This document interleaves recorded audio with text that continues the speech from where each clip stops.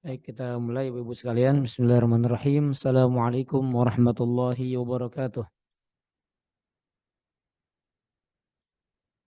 Alhamdulillahi rabbil alamin. Wabihi nasta'in ala umuri dunya wad din. Wassalatu wassalamu ala ashrafil anbiya'i wal mursalin. Wa khataman nabiyyin Muhammad ibn Abdullah. Wa ala alihi wa ashabihi. Wa mawalah wa la hawla wa la quwwata illa billah. قال الله تعالى في القرآن الكريم يا أيها الذين آمنوا اتقوا الله حق تقاته ولا تموتن إلا وأنتم مسلمون.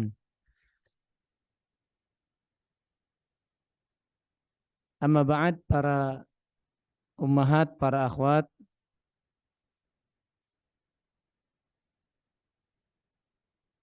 yang semoga dirahmati Allah Subhanahu wa taala. Alhamdulillah, kita bersyukur kepada Allah Subhanahu wa taala atas nikmat yang terus Allah berikan kepada kita di balik banyaknya kesalahan kita, di balik banyaknya kufur kita kepada nikmat-nikmat Allah, tapi Allah tidak henti-hentinya terus melimpah curahkan nikmatnya kepada kita.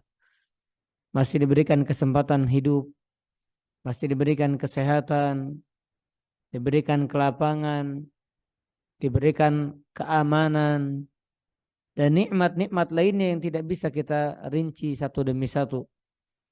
Maka dari itu hendaknya seorang mukmin atau mukminah, seorang yang berakal hendaknya berpikir, kenapa nikmat-nikmat yang sangat banyak ini yang tidak mungkin dihitung ini tidak kita berusaha untuk syukuri, ya.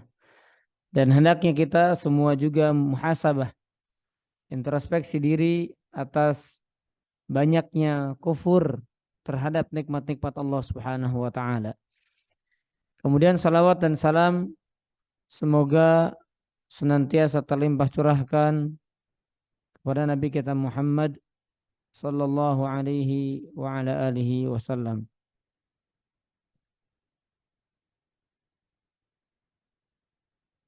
Baik, para jamaah azanillahu wa iyyakum ajma'in.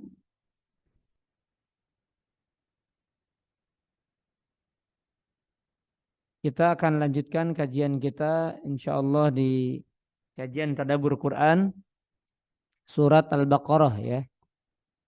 Dari mulai ayat tentang orang-orang munafik atau sifat dari orang-orang munafik, yaitu mulai ayat yang ke-8. Dari mulai ayat yang ke-8.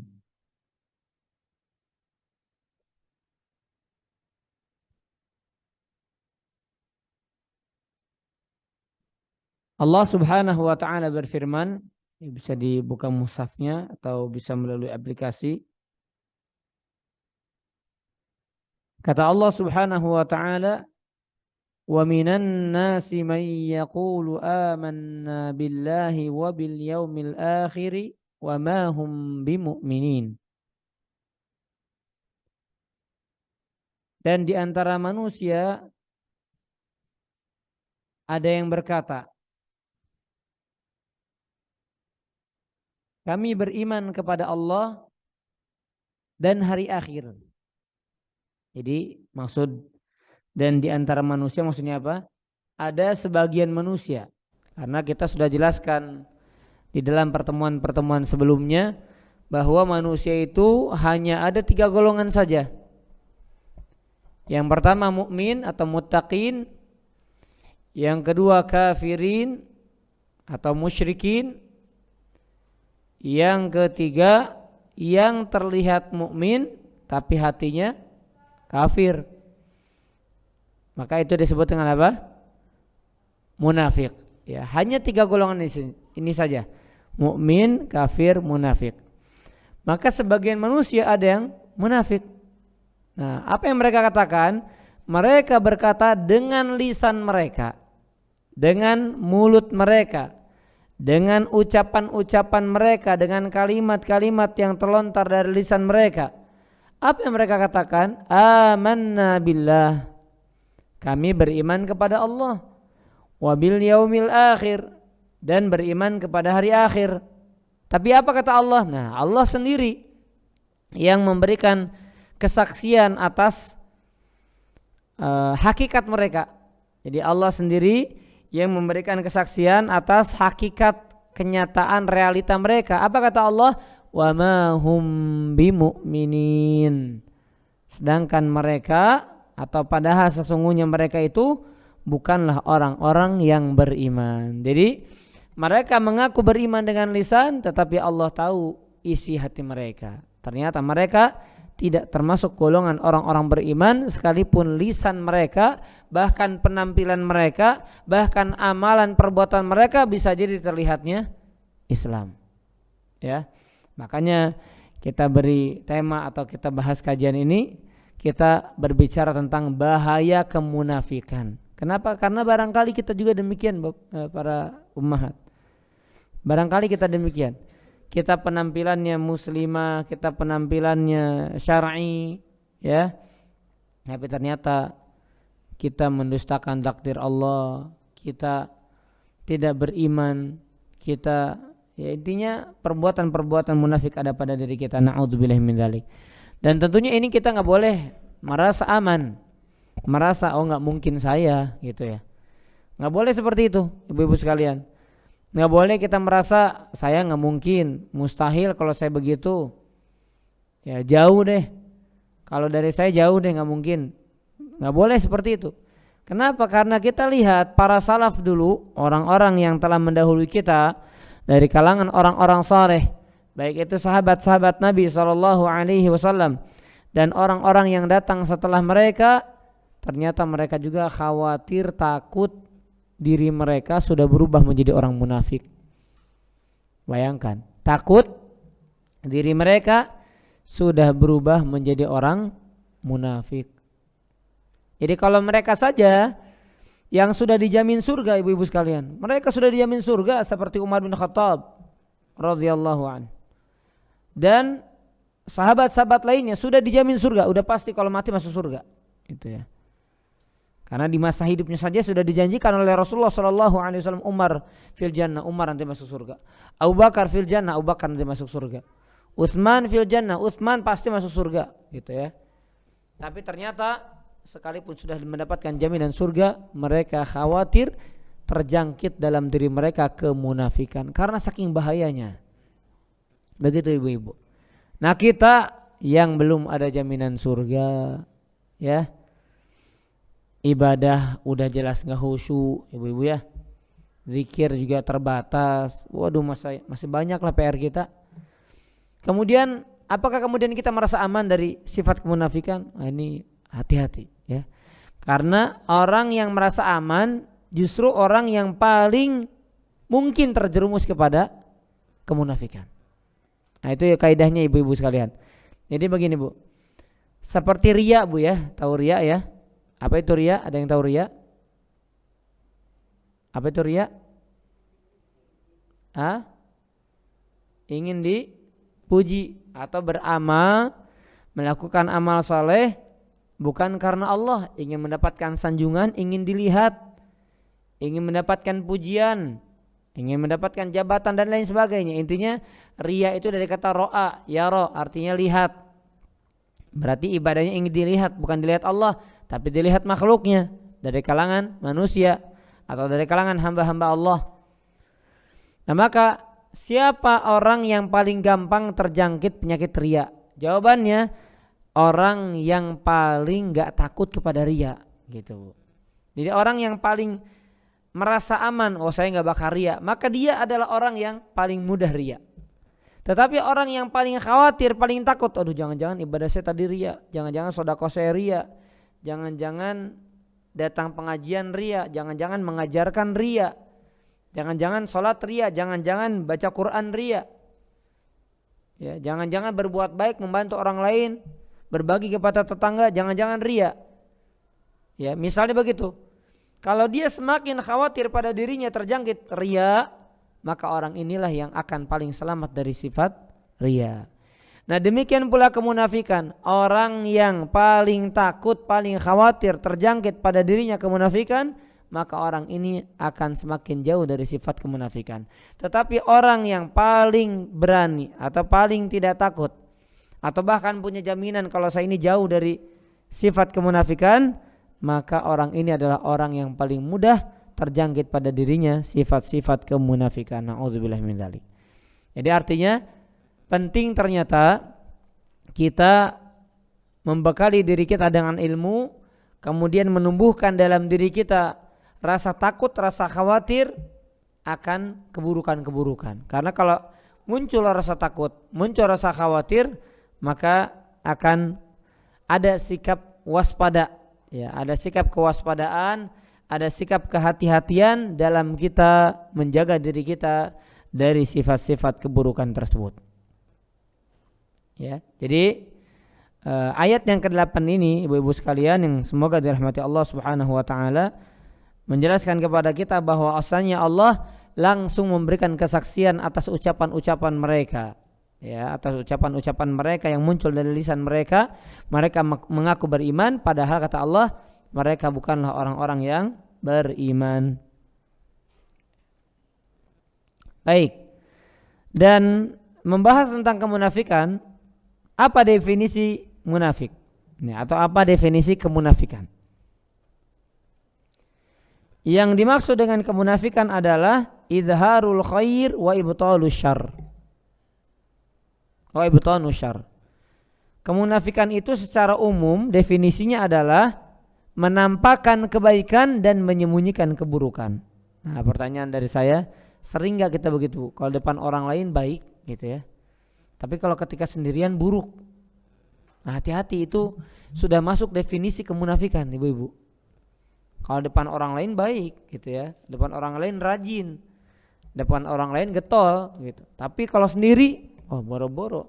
Jangankan baca Quran, ya, jangankan sholat misalnya. Untuk yang ringan saja seperti zikir enggak, bengong, ngelamun, nonton, scroll dan lain sebagainya.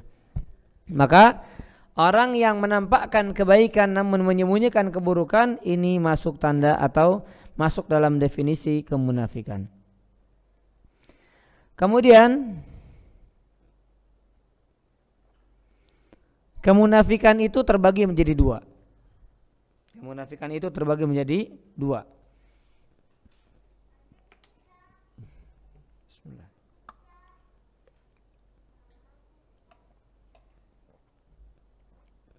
Yang pertama, munafik yang berkaitan dengan perbuatan.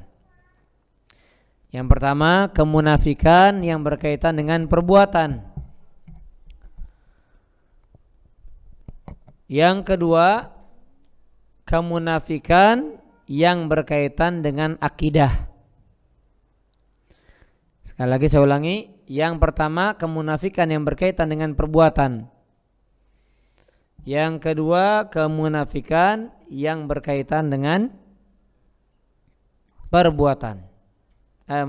Dengan akidah, dengan keyakinan. Yang pertama, kemunafikan yang berkaitan dengan perbuatan. Yang kedua, kemunafikan yang berkaitan dengan akidah.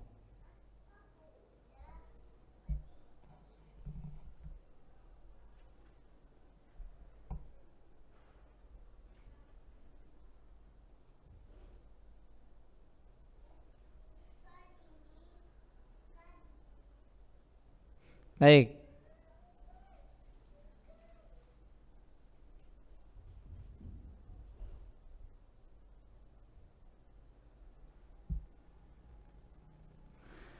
Ibu-ibu sekalian dirahmati Allah Subhanahu wa taala, adapun kemunafikan yang berkaitan dengan perbuatan ini tidak menyebabkan perbedaannya, Bu ya. Ini tidak menyebabkan kekufuran. Ini tidak termasuk kekufuran. Kenapa? Karena perbuatannya saja, hatinya tidak. Contohnya apa?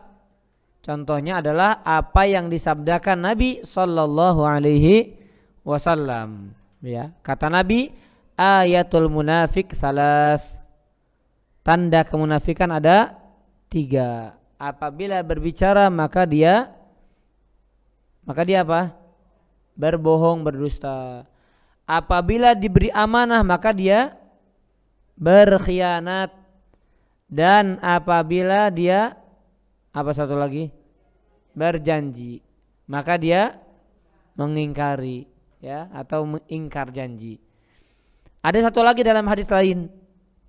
Ada tambahan dalam riwayat lain, wa idza khasama fajara.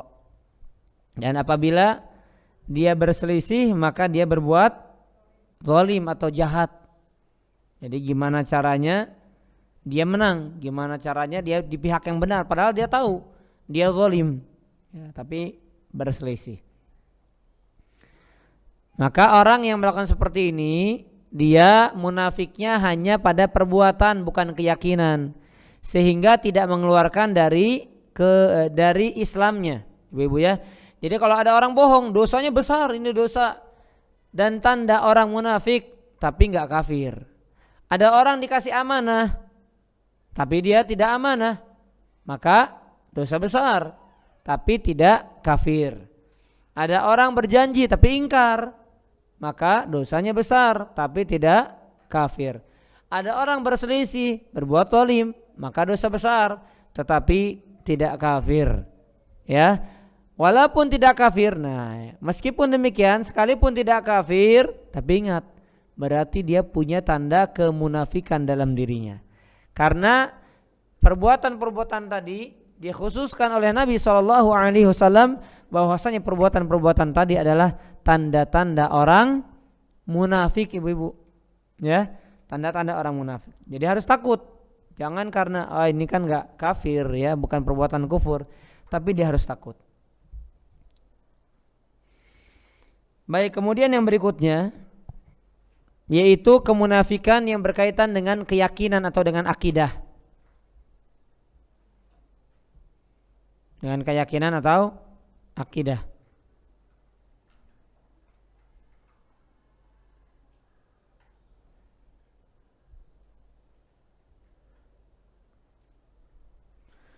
Baik, apa yang dimaksud dengan keyakinan kemunafikan yang berkaitan dengan akidah?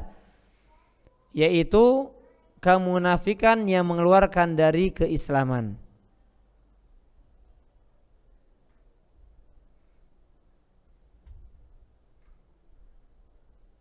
Yaitu kemunafikan yang mengeluarkan dari keislaman. Jadi artinya apa? Islamnya batal. Kenapa? Karena kemunafikan yang berkaitan dengan akidah itu dalam hatinya kafir, gak beriman, tapi penampilannya, amalannya Islami, syar'i, ya. Jadi inilah yang sebagaimana yang yang ada pada zaman Nabi SAW. Yang Nabi tahu, ibu-ibu Nabi tahu karena Allah wahyukan kepada beliau. Siapa-siapa saja dari kalangan sahabatnya yang kelihatannya sahabat, gitu Bu. Padahal Nabi tahu, kata Allah difirmankan, si fulan ini pura-pura jadi Islam. Padahal hatinya kafir. Padahal hatinya musyrik kepada Allah Subhanahu wa ta'ala.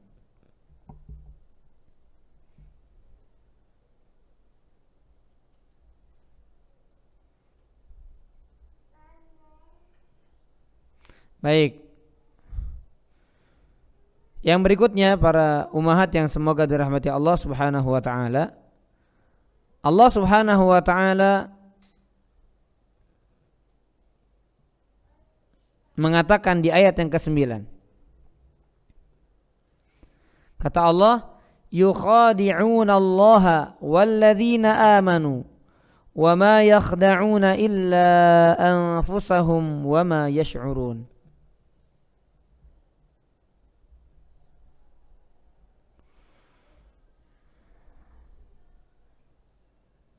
Ya. Kata Allah tabaraka wa ta'ala, mereka menipu Allah dan juga orang-orang yang beriman.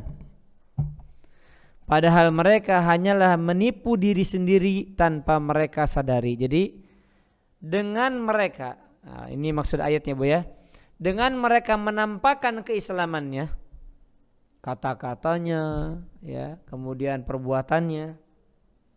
Bahkan ibu-ibu kalau baca sejarah, orang munafik dulu ikut sholat berjamaah sama Nabi, bahkan ikut perang sama Nabi Bu.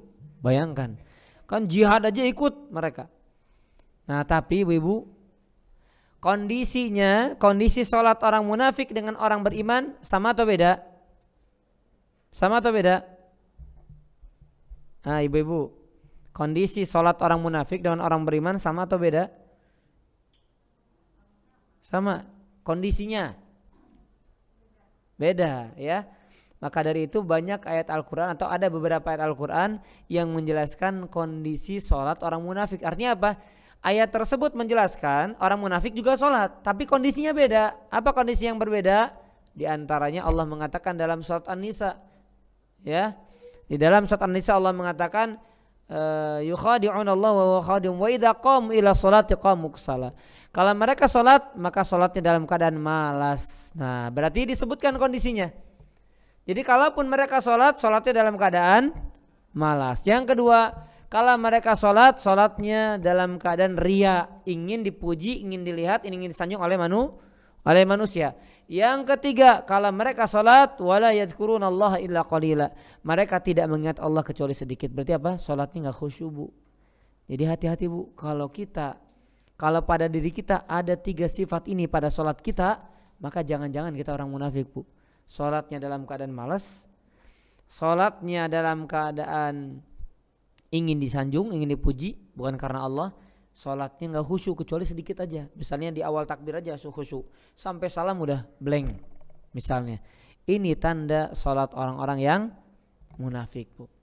Apalagi kondisi yang membedakan antara seorang yang mukmin, benar-benar mukmin, dengan orang yang munafik. Dulu Nabi mengatakan ya, asqalus shalah 'alal munafiqin salatul fajri wa salatul isya. Kata Nabi SAW, salat yang paling berat bagi orang munafik salat apa ibu-ibu? Salat subuh dan salat isya. Jadi gitu Bu.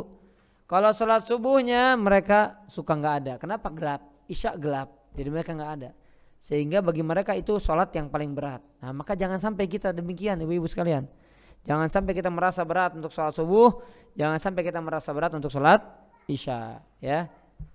Jadi mereka ternyata juga salat, mereka berjihad, tapi kondisinya berbeda dengan kondisi orang-orang salat, orang-orang berjihad dari kalangan orang-orang yang beriman.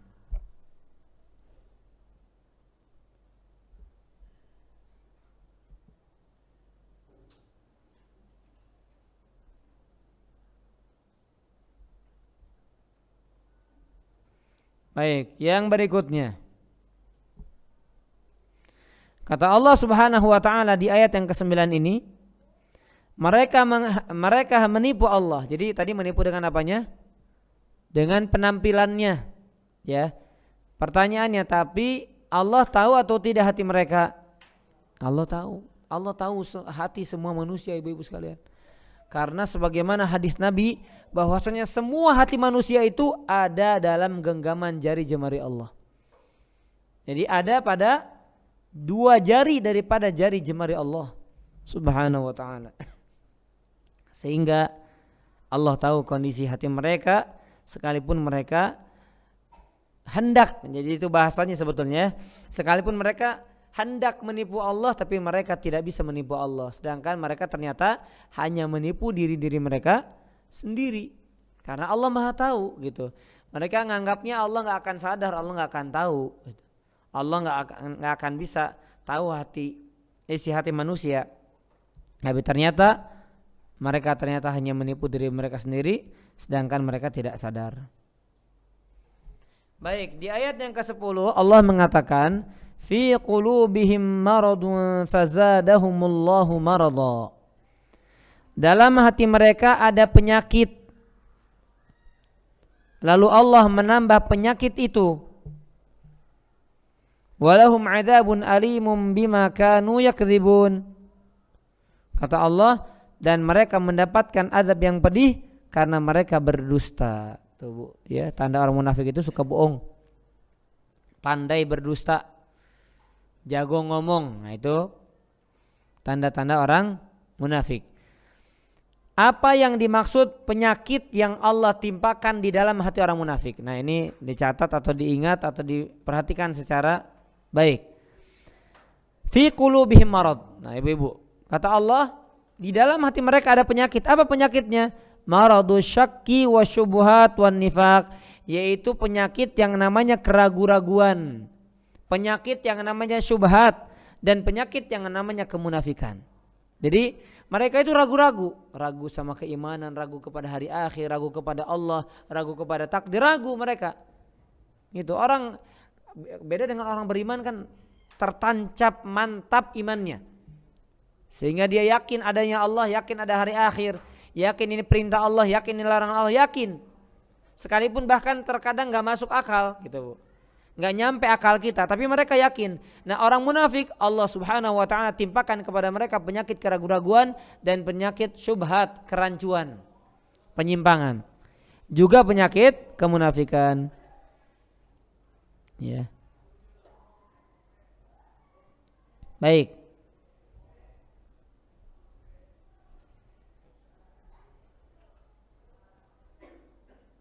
Kemudian di dalam ayat ini ada faedah penting yang perlu disampaikan, bahwasanya ternyata penyakit itu atau sakit itu tidak menimpa fisik saja. Ternyata penyakit atau sakit itu tidak hanya menimpa fisik saja, melainkan juga menimpa batin kita atau hati kita.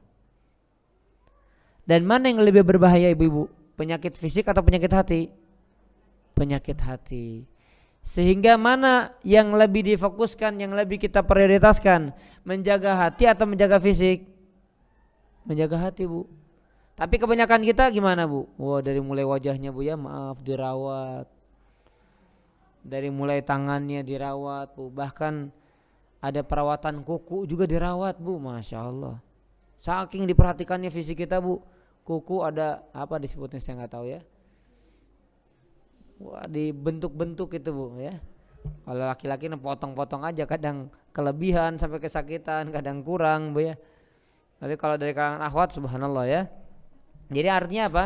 Manusia itu kebanyakan memprioritaskan apa yang nggak perlu diprioritaskan, atau apa yang tidak semestinya diprioritaskan. Memang maaf, kebersihan, kerapihan, penampilan itu penting itu. Tapi ada yang jauh lebih penting, yaitu urusan apa? Urusan hati. Sehingga naudzubillah, ibu-ibu sekalian, kalau fisik hidup tapi hati mati, maka sebetulnya dia orang mati. Tetapi kalau orang yang fisiknya mati tapi hatinya hidup, maka dia seperti orang yang hidup. Maka ada sebuah perkataan, ibu-ibu sekalian yang dirahmati Allah subhanahu wa ta'ala. Ada sebuah perkataan ulama, ajaban liman yabki ala man mata jasaduhu walam yabki ala man mata qalbuhu.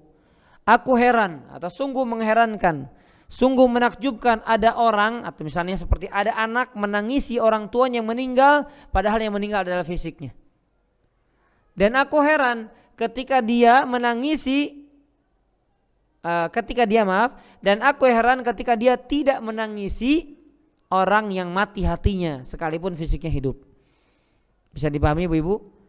Jadi kadang kita nangis, Bu, ya, ditinggalkan orang yang kita sayangi, padahal dia beriman baik misalnya, sedih kita. Tapi wajar. Tapi kenapa tidak bersedih hati kepada orang yang Allah timpakan penyakit di dalam hatinya, membuat hatinya mati sekalipun fisiknya hidup, ini gitu. Makanya wajar, ya, Nabi SAW menangisi ketika pamannya mati dalam keadaan kafir. Kenapa? Bukan karena kematian pamannya saja yang ditangisi oleh beliau, tetapi apa? Karena pamannya Nabi, yaitu yang namanya Abu Thalib, mati dalam keadaan kafir, sehingga Nabi menangis. Nabi menyayangkan, ya, menyayangkan Kalau Abu Thalib yang sudah selama ini membela dakwah Nabi ternyata mati dalam keadaan kafir, ya.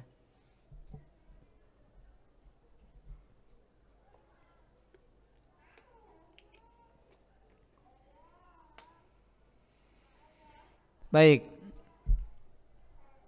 Jadi yang dimaksud penyakit yang ada dalam hati mereka, kami ulangi lagi apa tadi? Yang pertama keraguan-raguan. Yang kedua syubhat. Apa itu syubhat? Kerancuan. Yang ketiga kemunafikan. Jadi sifat atau penyakit kemunafikan. Baik, kemudian yang ke-11, ayat yang ke-11.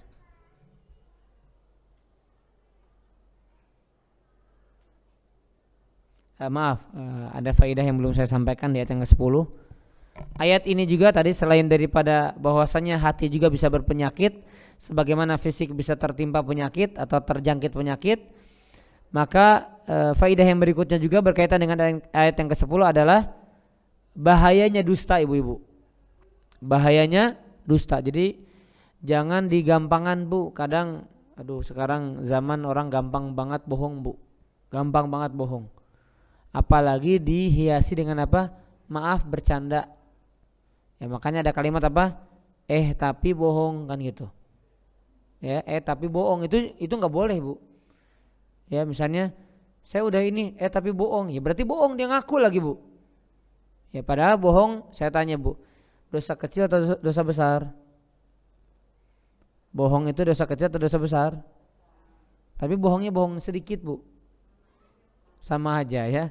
Sama aja, walaupun sedikit banyak itu namanya bohong, dusta. Dan itu termasuk dosa besar. Kenapa? Pertama, dosa bohong ini masuk dalam kategori dosa kemunafikan. Kemunafikan dosa besar, berarti dosa besar. Yang kedua, dosa bohong kenapa masuk dalam kategori dosa besar? Karena ada ancaman khusus. Nah ini dia, Bu. Ancaman khusus apa? Adab Allah yang pedih. Walahum adzabun alimum bima kanu yakdzibun. Ya, bagi mereka adab yang pedih karena mereka berdusta, ibu-ibu, ya. Jadi, Bu, definisi daripada dosa besar adalah dosa yang di dalamnya ada ancaman neraka. Itu udah pasti dosa besar. Dosa yang di dalamnya ada ancaman neraka, ada ancaman khusus, ya misalnya seperti berzina kemudian dirajam, mencuri dipotong tangan, berarti ada pidana-pidana, hukuman-hukuman khusus.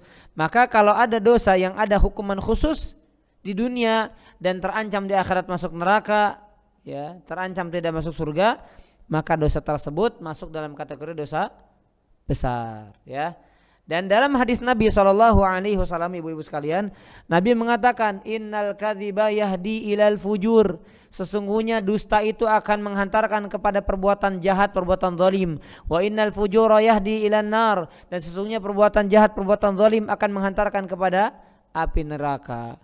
Kemudian kata Rasul SAW, wa innar rajula la yakdzib. Sesungguhnya ada orang, ada laki-laki atau ada perempuan yang terus berdosa hatta yuktaba indallahi kadzaban, sampai Allah memberikan cap dia pendusta. Kenapa? Karena banyak bohong. Jadi hati-hati, ya. Hati-hati berbohong, kadang enggak disadari, kadang bercanda, tetap itu namanya bohong. Ya, maaf bercanda atau maaf ngeprank misalnya. Bu, itu ada di sana. Maaf yang ngeprank, enggak boleh, Bu. Bahkan Nabi mengancam, wailun lilladzi yuhadditsun nas wa huwa kadzib, wailun lahu wailun lahu. Celaka, kata Nabi, celaka orang yang ingin membuat manusia tertawa padahal dia berdusta. Nah, jadi ini ancaman juga kepada siapa? Kepada para pelawak, Bu. Para pelawak kan gimana caranya bikin orang tertawa? Dia enggak peduli dusta atau tidak. Betul enggak, Bu? Yang dia enggak peduli. Nah, maka ini ancaman bagi para pelawak. Bukan berarti enggak boleh ngelucu, ngelawak, bukan. Tapi jangan ada pelanggaran-pelanggaran syariat yang terjadi pada lawakan tersebut atau pada lelucon tersebut.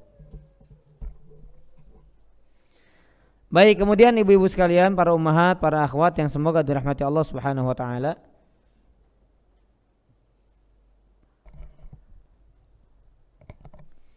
Ayat yang ke-11.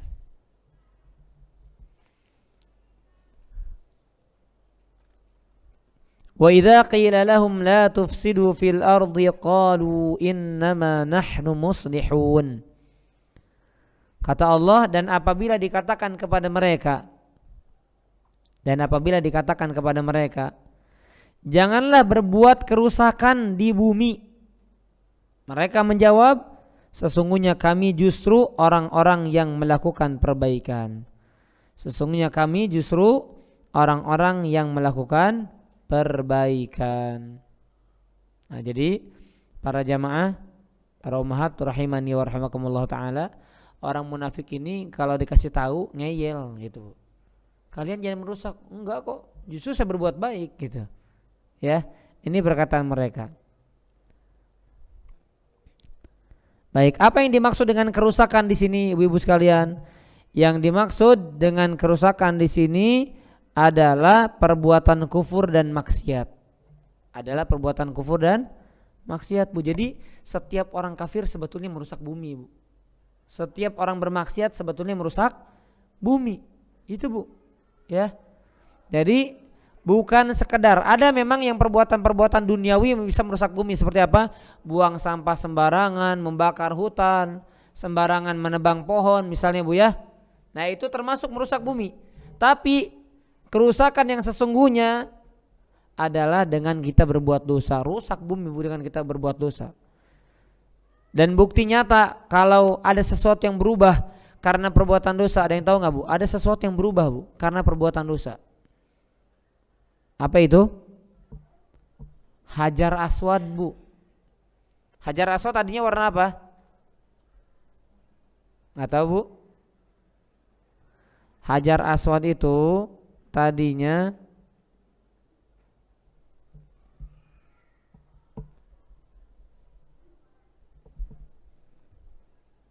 Hajar Aswad itu tadinya warna apa?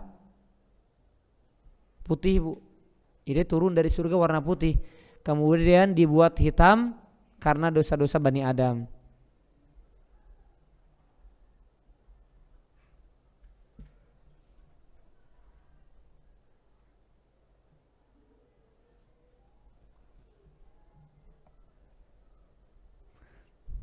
Ya, baik.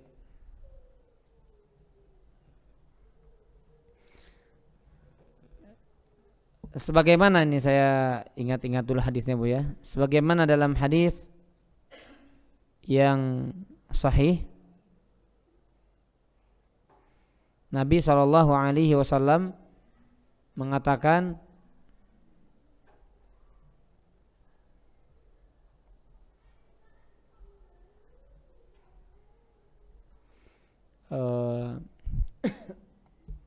kata Nabi, innal al-hajar al-aswad nazala minal jannah abyad minal laban. Sesungguhnya Sesungguhnya hajar aswad turun dari surga itu lebih putih daripada susu, Bu. Ya. Kemudian kata Nabi, sawadathu khotoya bani Adam. Namun kemudian dibuat hitam karena dosa-dosa anak Adam. Bayangkan batu aja jadi menghitam, Bu. Kita kalau muhasabah, ibu-ibu sekalian, banyak dosa yang kita perbuat. Kalau kita diperlihatkan sama Allah tentang kondisi hati kita, warnanya udah seperti apa kita nggak tahu. Mungkin kita akan kaget, kita akan akan tercengang ya melihat bagaimana kondisi kotornya, keruhnya, hitamnya, kerasnya hati kita. Karena banyak dosa yang masih kita lakukan, yang telah kita lakukan, yang belum kita taubati, belum kita istighfari. Ya, maka dari itu para umat, para akhwat sekalian dirahmati Allah Subhanahu wa taala, penting ya memperbanyak istighfar untuk melembutkan hati. Memperbanyak taubat, istighfar untuk membersihkan hati dari keruhnya, dari kotorannya, dari noda-nodanya. Karena Nabi hanya memberikan solusi, idza istaghfara suqila qalbuh. Dan apabila manusia itu beristighfar, maka hatinya bisa kembali bening lagi, Bu. Masya Allah ya. Dengan sekadar ucapan istighfar, nggak usah dicuci begini, Bu, dikeluarkan dulu, dioperasi dulu, nggak usah. Dengan sekadar ucapan apa?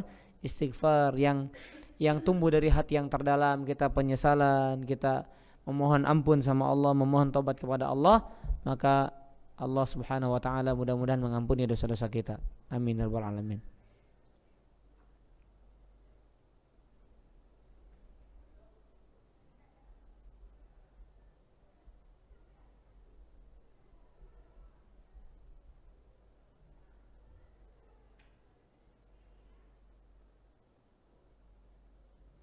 Baik.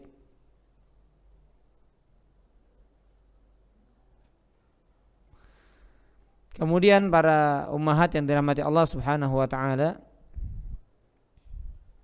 Allah menegaskan di ayat yang ke-12 ya. Tadi kan kata-katanya gimana, Bu? Tadi kata-katanya kalian itu jangan berbuat kerusakan di atas muka bumi, tapi mereka mengatakan apa? Justru kami berbuat perbaikan. Nah, Allah tegaskan, ala innahum humul mufsidun walakin la yash'urun. Ingatlah, sesungguhnya mereka lah yang berbuat kerusakan, tetapi mereka tidak menyadari. Jadi ibu, kita juga sering begitu, Bu. Kita melakukan dosa maksiat, terjadi kerusakan di keluarga kita, terjadi kerusakan di sekitar kita, ternyata ulah kita nyalain orang lain. Ya, ternyata karena dosa kita. Nah, makanya kata Allah, ini Allah ingatkan, dan peringatan ini bukan sekadar khusus bagi orang munafik tulen itu, bukan, tapi bisa jadi untuk kita juga. Atau masuk juga untuk kita. Apa itu? Ketika kita melakukan kerusakan, berbuat kerusakan dengan dosa dan maksiat kita, kemudian kita mengatakan justru saya berbuat baik, justru saya udah berbagi, justru saya masih sholat, justru saya masih sedekah. Apa kata Allah? Mereka berbuat kerusakan sedangkan mereka tidak menyadari. Nah, jadi sedangkan kita nggak sadar, kita nggak menyadari kita kalau kita ini ternyata juga bisa jadi penyebab kerusakan yang ada di sekitar kita, yang ada di dekat kita, ya, yang ada di ruang lingkup kita karena dosa kesalahan kita, ya.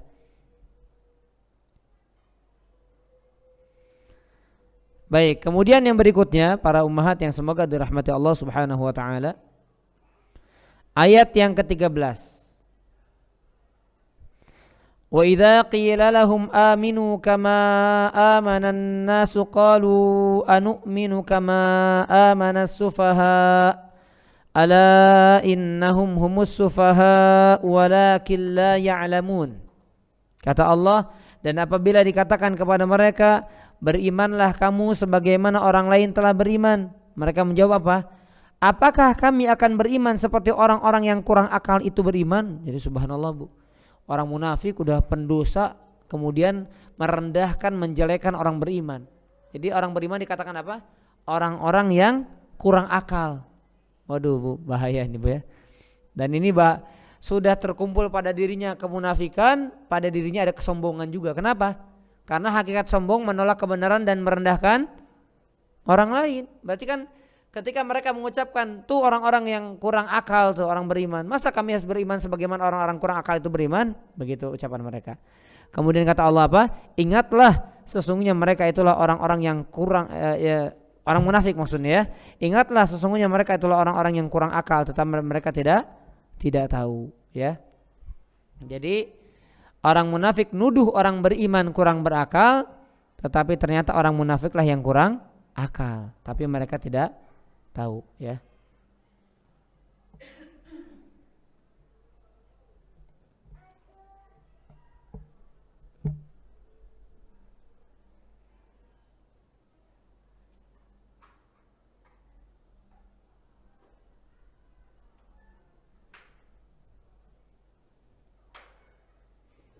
Baik.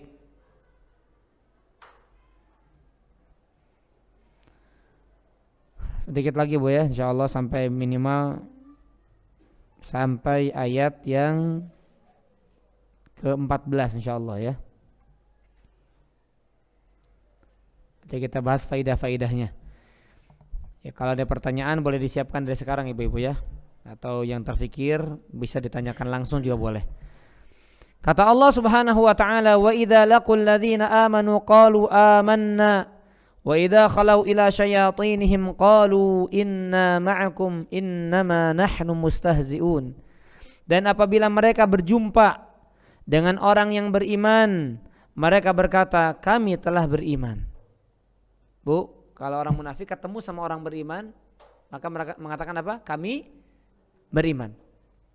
Wa idza khalau ila syayatinihim, dan apabila mereka kembali kepada setan-setan atau para pemimpin mereka, mereka berkata, sesungguhnya kami bersama kamu, kami hanyalah berolok-olok. Jadi maksudnya gimana, Bu?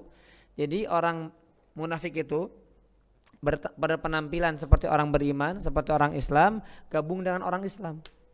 Tapi nanti kalau kumpul-kumpul dengan sesama orang kafir, mereka mengatakan kami ini sebetulnya kubu kalian, bukan kubu orang beriman. Ketika kami bersama orang beriman, kami cuma main-main aja, bercanda aja, ngolok-ngolok aja. Itu Bu. Nah di dalam ayat ini lihat betapa jelas Allah mengatakan sifat mereka. Mereka itu punya apa? Disebutnya dengan punya dua wajah, dua muka Bu. Berwajah dua. Ya, atau bermuka dua Bu. Jadi hati-hati kalau kita bermuka dua. Di lingkungan ini begini, di lingkungan ini begini, hati-hati Bu. Itu tanda orang munafik Bu. Ya, kalau sama-sama baik nggak masalah, di baiknya di sini di lingkungan A baiknya kita condong ke sedekahnya. Di lingkungan ini baiknya di baca Qur'annya nggak masalah. Tapi kalau di sini baik, di sini buruk, waduh, ini sama seperti orang munafik. Ya. Nah, dan kemudian ibu-ibu sekalian yang penting kita garis bawahi di dalam ayat ini juga kata-kata setan Bu, kata-kata syaitan. Ternyata syaitan itu dalam ayat ini berarti disandarkan juga kepada manusia. Ya Bu ya. Ada di sana diberikan di terjemahannya itu tanda kurung apa itu? Para pemimpin. Jadi Bu, syaitan itu apa? Syaitan itu ternyata nama sifat Bu. Cuma memang kalau kita bilang setan itu sudah langsung terpikir dalam benak kita manusia atau jin? Jin ya. Tapi ingat syaitan itu asal bahasanya adalah sifat Bu. Dari kata syatona. Artinya apa syatona? Yang durhaka. Jadi setiap yang durhaka dari kalangan jin, dari kalangan manusia, bahkan dari kalangan hewan dikatakan apa? Syaitan. Ya. Jadi hati-hati kalau kita durhaka masuk dalam kategori syaitan ya Bu ya. Karena kan minal jinnati wanas, dari kalangan jin dan manusia ya. Jadi Bu, kata syaitan sekali lagi itu asal katanya syatona yang artinya durhaka.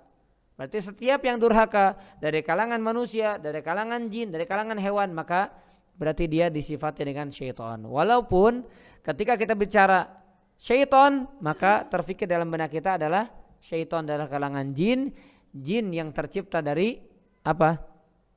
Jin tercipta dari apa ibu-ibu? Dari api, begitu Bu, ya. Nah, jadi penegasan ya, syaitan adalah setiap yang durhaka. Maka manusia yang durhaka pun bisa masuk dalam golongan syaitan, ya. Baik, para ummahat, para akhwat sekalian yang dirahmati Allah Subhanahu wa taala. Nanti karena dari ayat 15 itu pembahasannya menyambung sampai ayat yang ke 20 Bu ya. Sampai ayat yang ke 20. Maka itu nanti pembahasan materinya harus digabungkan dari ayat 15 ini sampai ayat yang ke 20. Baik, sebelum dibuka sesi tanya jawab, kita membahas beberapa faedah yang bisa kita petik dari ayat-ayat yang baru saja kita bahas. Ya.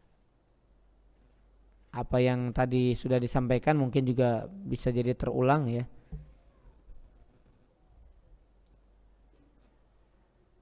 Ya, saya ulang kembali. Jadi golongan manusia sebagai ringkasan juga, golongan manusia itu terbagi menjadi 3 saja, tidak ada golongan lain. Yang pertama mukmin, yang kedua kafir, yang ada di antara keduanya adalah munafik. Ya. Kemudian pentingnya beriman kepada Allah dan hari akhir.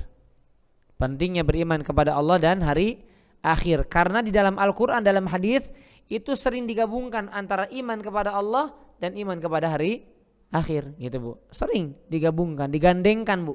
Barang siapa yang beriman kepada Allah dan hari akhir, sering digandengkan begitu. Ya. Kenapa? Karena orang yang beriman kepada Allah, dia akan mempersiapkan dirinya dalam kehidupan di dunianya untuk menghadapi hari apa? Hari akhir, begitu Bu. Orang yang beriman kepada Allah, sekali lagi saya ulangi, maka dia dalam kehidupannya akan mempersiapkan diri, mematangkan perbekalannya untuk menghadap Allah kelak di hari akhir. Baik, kemudian yang berikutnya para ummahat, hari akhirat itu dimulai dari dicabutnya nyawa manusia. Hari akhirat itu dimulai dari dicabutnya nyawa manusia, dan persinggahan alam pertamanya adalah alam barzakh. Hari akhir itu persinggahan pertamanya adalah alam barzakh. Sedangkan terakhirnya adalah apa? Kalau enggak surga, neraka. Gitu Bu. Terakhirnya kalau enggak surga, neraka. Nah, terus bagaimana dengan orang yang masuk neraka? Ya orang masuk neraka yang dia termasuk orang beriman, berarti terakhirnya surga bukan neraka. Karena karena orang beriman yang masuk neraka, suatu saat dia akan dikeluarkan dari neraka dan dimasukkan ke dalam surga. Tapi pilihan secara umumnya berakhir akhirat itu di surga dan akhirat, dan setelah itu tidak ada akhirnya lagi. Jadi orang itu kalau nggak masuk surga, masuk neraka, kemudian tidak ada akhir lagi selama-lamanya di dalam neraka atau di dalam surga. Semoga Allah Subhanahu wa taala masukkan kita ke dalam surga dan kita kekal selama-lamanya di dalam surga tersebut. Amin ya rabbal alamin. Baik, kemudian faedah yang berikutnya adalah jangan tertipu, jangan terpedaya dengan penampilan kita sendiri. Kita nggak bicara orang lain dulu, Bu. Jangan tertipu, jangan terpedaya dengan penampilan kita sendiri. Kita kadang berpenampilan syar'i, ya maaf, seperti saya pakai peci, pakai koko, dan itu tidak menunjukkan bagaimana gambaran hati saya. Sama dengan ibu-ibu sekalian, dengan jilbab yang syar'i, dengan warnanya, dengan bentuknya, maka itu bukan menunjukkan dan bukan menggambarkan hati ibu. Jadi hati yang paling tahu adalah Allah, dan kita menyadari itu. Sehingga apa? Sehingga penampilan kita tetap perbaiki sesuai dengan syariat, kita ikuti sesuai aturan syariat, dan juga jangan salah fokus kalau kita juga harus memperbaiki urusan apa? Hati. Nah, kemudian ibu-ibu, faedah berikutnya, karena kita menyampaikan faedah jangan tertipu dengan penampilan, bukan berarti ini menjadi dalil penampilan gak penting.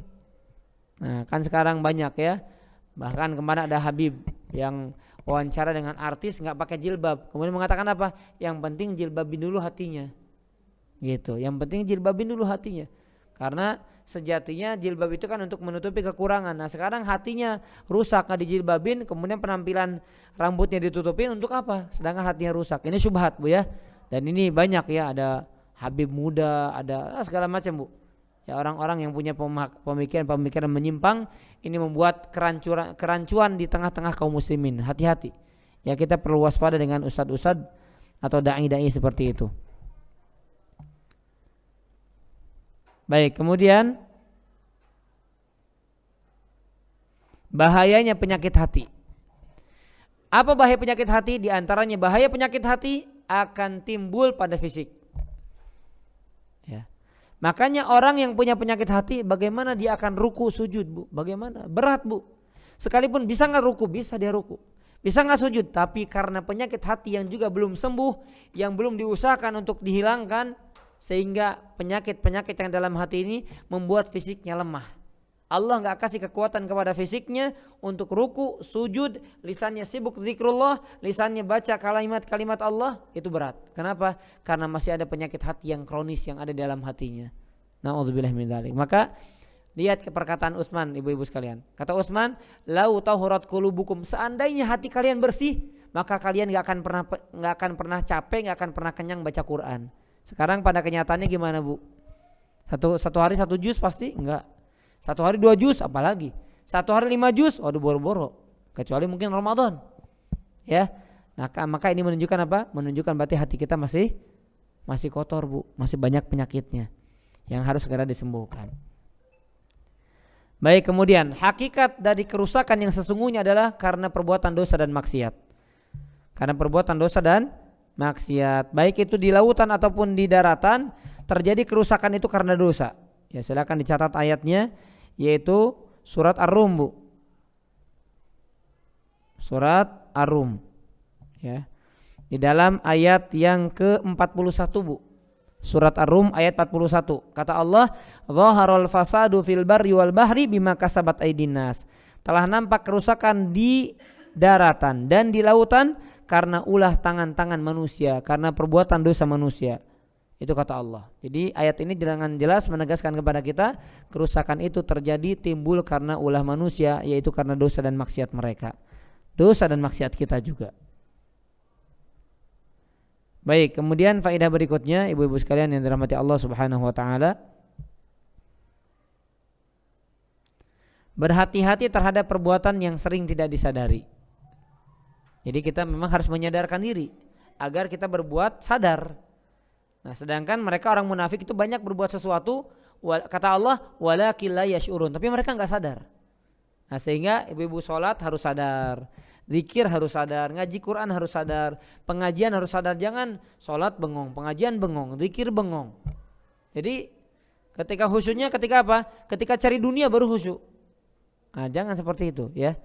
Karena perbedaan antara orang beriman dengan orang munafik apa? Orang beriman akalnya lurus, sedangkan orang munafik akalnya berpenyakit, akalnya enggak sehat. Ya. Yang terakhir ibu sekalian, bahayanya tadi ya, bahayanya berkarakter ganda. Bahayanya berkarakter ganda. Kalau yang satu kontra dengan yang satunya. Yang satu baik, karakter satu baik, karakter satunya tidak baik. Dan memang manusia itu akan terlihat karakternya ketika apa? Ketika melakukan perjalanan, ketika bermuamalah, Bu, dan ketika dikasih amanah. Ibu-ibu, jadi kalau ingin tahu bagaimana sifat karakter sahabat kita, ajak melakukan perjalanan, misalnya 3 hari ajak. Nanti kelihatan karakternya. Atau ajak juga apa? Ditambah lagi ajak dia bermuamalah dagang, misalnya bisnis bareng. Yang ketiga, kasih amanah. Ini saya amanahkan kamu begini.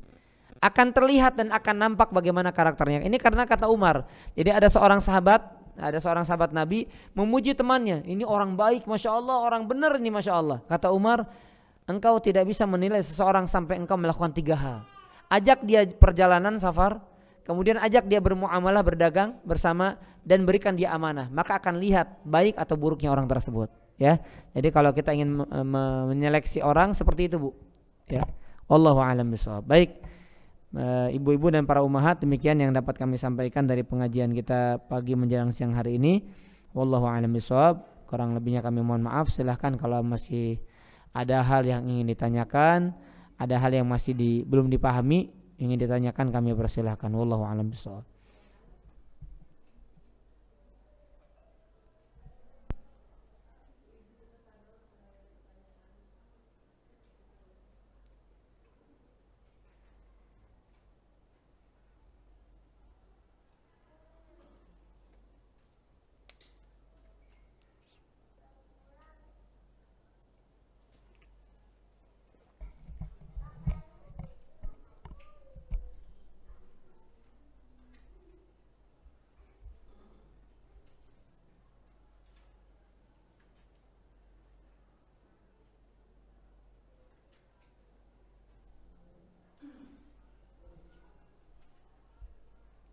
Jika ingin langsung juga boleh, silakan.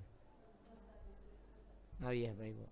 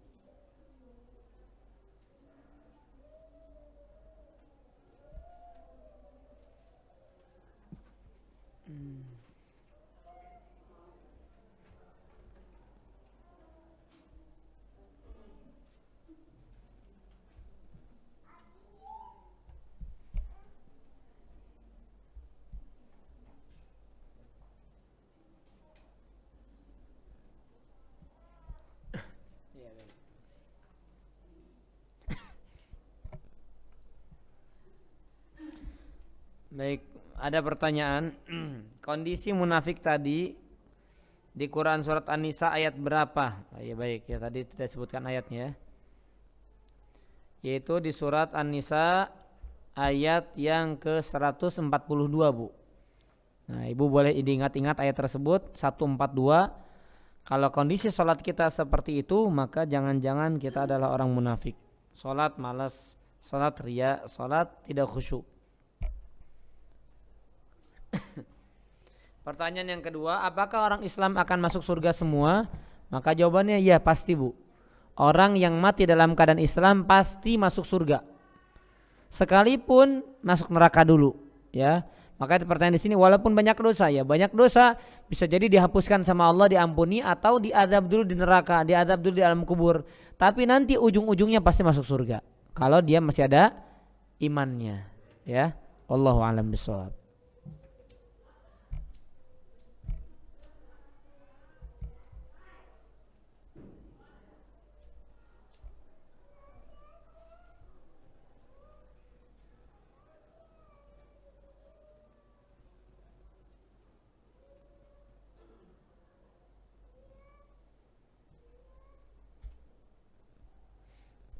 Ya.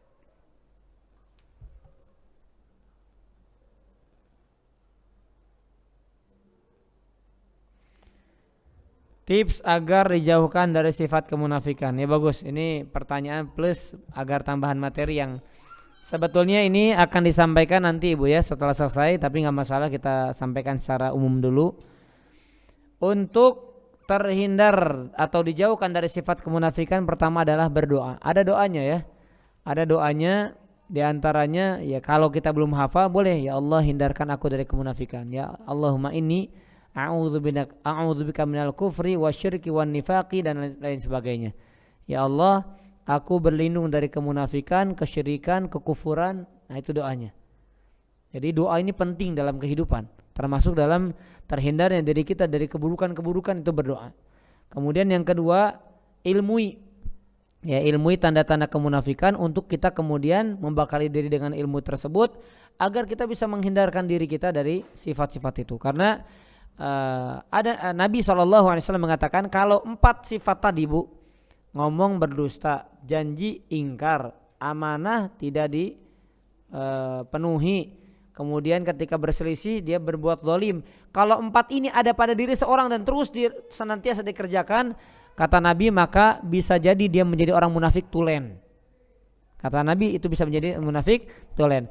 Nah kalau kita tahu ilmunya, maka kita hati-hati dalam berbicara agar tidak berdusta. Kita hati-hati dalam menerima amanah agar kita tidak berkhianat. Kita hati-hati dalam berjanji agar kita tidak mengingkarinya. Dan kita berhati-hati ketika kita berselisih agar kita tidak berbuat zalim. Ya, itu yang kedua. Yang ketiga, banyak bermuhasabah. Ya, muhasabah diri. Adakah sifat-sifat kemunafikan dalam diri saya seperti tadi malas, kurang berzikir, kemudian banyak ria, ya, kemudian berkarakter dua, bermuka dua dan lain sebagainya. Maka kalau kita menyadari itu, bermuhasabah, kita kemudian bisa menilai sisi-sisi kehidupan kita dengan nilai-nilai yang baik. Wallahu a'lam bishawab. Ya, kemudian tambahannya banyak bergaul dengan orang soleh Bu. Jadi biar kita tertular kesolehannya, kebaikannya. Jangan dengan orang-orang yang misalnya ada tanda-tanda kemunafikan, suka berbohong, suka menipu dan lain sebagainya. Baik, wallahu a'lam bishawab.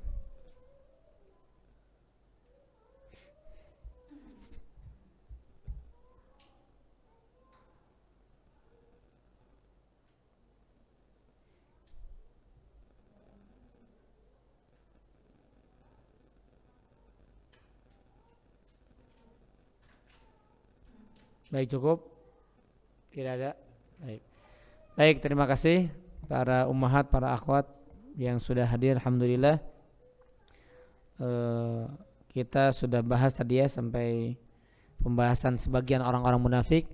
Maka kita memohon kepada Allah Subhanahu wa taala untuk diri saya pribadi, untuk keluarga kita semuanya, untuk ibu-ibu dan keluarga ibu-ibu sekalian, mudah-mudahan Allah Subhanahu wa taala jauhkan kita sejauh-jauhnya dari sifat kemunafikan. Mudah-mudahan Allah Subhanahu wa taala memperindah iman dalam diri kita, memantapkan iman dalam jiwa kita, dan memperbaiki urusan-urusan hati kita, juga menyembuhkan semua jenis penyakit yang ada pada hati kita. Amin ya rabbal alamin.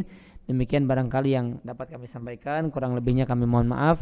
Sekali lagi terima kasih atas kehadirannya dan partisipasinya. Barakallahu fikum. Subhanakallahumma bihamdika asyhadu an la ilaha illa anta astaghfiruka wa atubu ilaik. Wa sallallahu ala nabiyyina Muhammadin wa ala alihi wa sahbihi wasallam. Assalamualaikum warahmatullahi wabarakatuh.